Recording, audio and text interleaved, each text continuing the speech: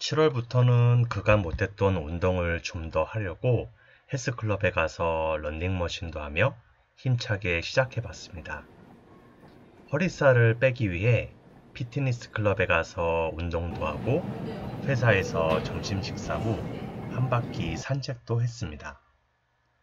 저번 달부터 제가 운영하는 네이버 밴드 모임인 고독한 식탐맨의 맛집 여행에 많은 분들이 가입을 해주고 계십니다.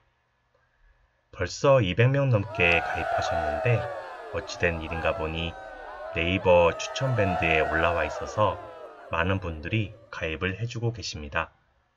가입하신 모든 분들 반갑습니다.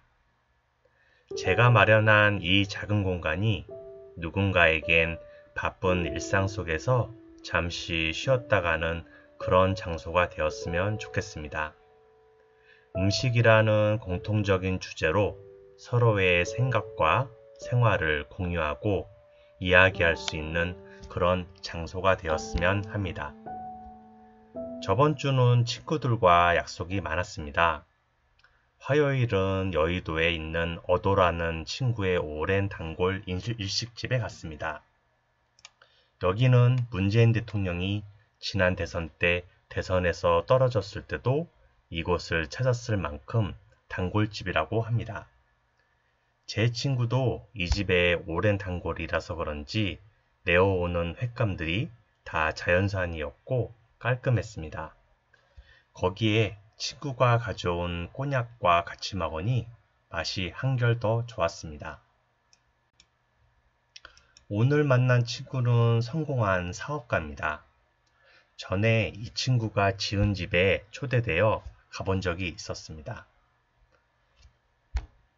그곳에서 하루 묵으며 야외 정원에서 바베큐도 먹었고 또 그곳에서 보이는 한강 전망은 정말 제가 본 한강 전망 중에 최고였습니다. 집은 정말 크고 좋았으며 거실에는 벽난로가 있었고 지하에는 바와 포켓볼 다이도 있었습니다. 친구는 LED가 생소하던 시절 LED로 사업을 시작하였는데 지금은 1년에 100억이 넘는 매출을 내고 있는 중견기업의 오너입니다. 저는 어떻게 그 친구가 그렇게 많은 재산을 모을 수 있었는지 궁금해서 물어봤습니다. 사실 그 친구는 제가 살던 동네 중학교 동창이었으니 금수저도 아니고 흙수저였는데 어떻게 이런 부를 이루게 되었을까 궁금했습니다. 친구가 이야기하길 운도 따랐고 노력도 했지만 무엇보다 자신은 한 번도 만족한 적이 없다고 했습니다.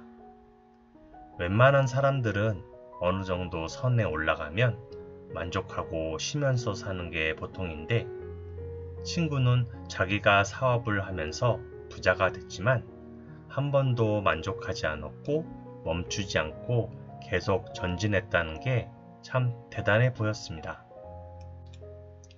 이 친구는 좀 특이한 습관을 가지고 있는데 늘 새벽 4시면 일어납니다. 전날 술자리가 있어도 그 시간에 일어나고 심지어 주말에 어딜 놀러가도 그 시간에 일어나서 부비적거리고 있습니다.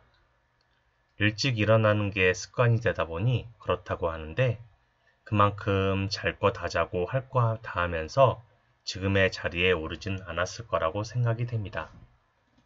이 친구를 만나면 저도 모르게 반성을 많이 하게 됩니다. 과연 성공의 기준이 어디까지이고 얼마를 벌어야 부자일지는 모르겠지만 자기가 만족한다면 그때 비로소 부자이지 않을까요?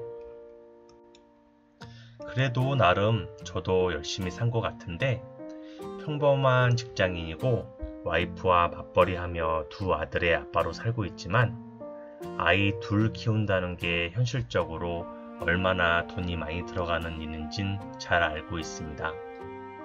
회사 월급만 가지고는 힘들다는 사실을 17년간 회사 다니며 절실하게 느끼고 있으며 한 회사를 오래 다니고 싶어 했던 수많은 선배들이 회사에서 구조조정 당해 나가는 모습을 보며 저도 나름 준비해야겠다고 생각을 했었습니다.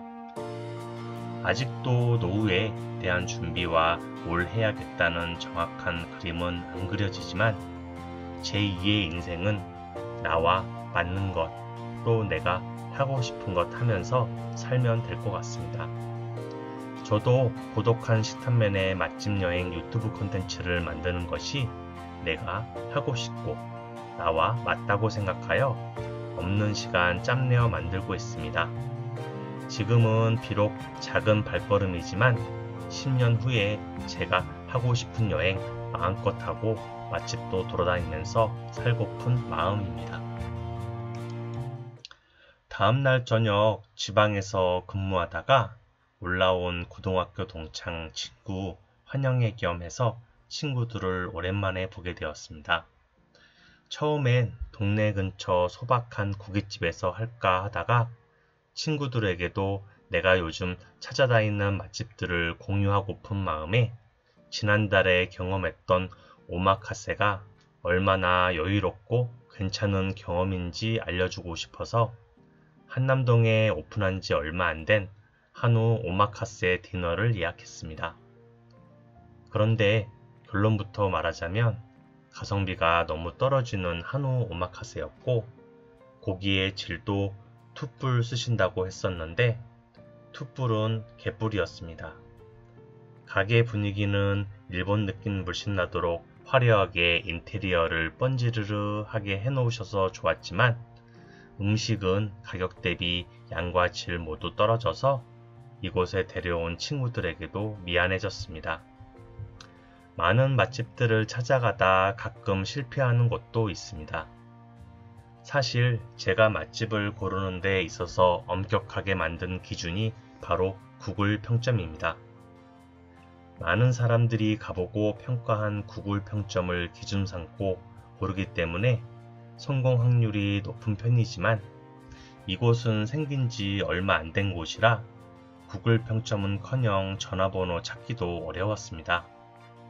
그런데 인터넷 검색을 하다가 사진과 리뷰만을 보고 덜컥 예약을 해버렸고 결과적으로 고기 10점 정도 먹고 고기랑 술까지 다 해서 인당 8만원까지 나왔는데 고기라도 맛있었다면 괜찮았겠지만 너무 별로여서 친구들에게도 미안했습니다.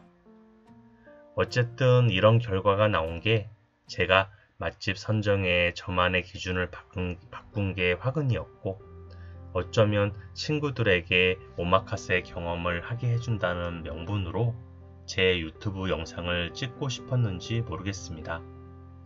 때로는 나의 잘못된 욕심으로 인해 다른 사람들에게 피해를 주면 안 되겠구나 라고 느꼈습니다.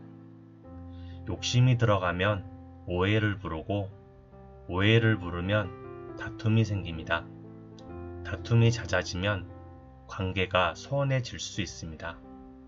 부부관계나 친구관계, 인간관계 모두 그런 것 같습니다. 내 욕심을 버리고 진정성 있게 다가가야만 일이 잘못됐을 때라도 오해를 하지 않는 것 같습니다. 하지만 욕심을 가지고 또 의도를 가지고 했을 때 일이 잘 되면 괜찮겠지만 일이 잘 안 되고 틀어지게 된다면 오해를 살 수도 있겠다는 생각을 해봤습니다. 좋은 정보 되셨다면 구독, 좋아요 부탁드리겠습니다.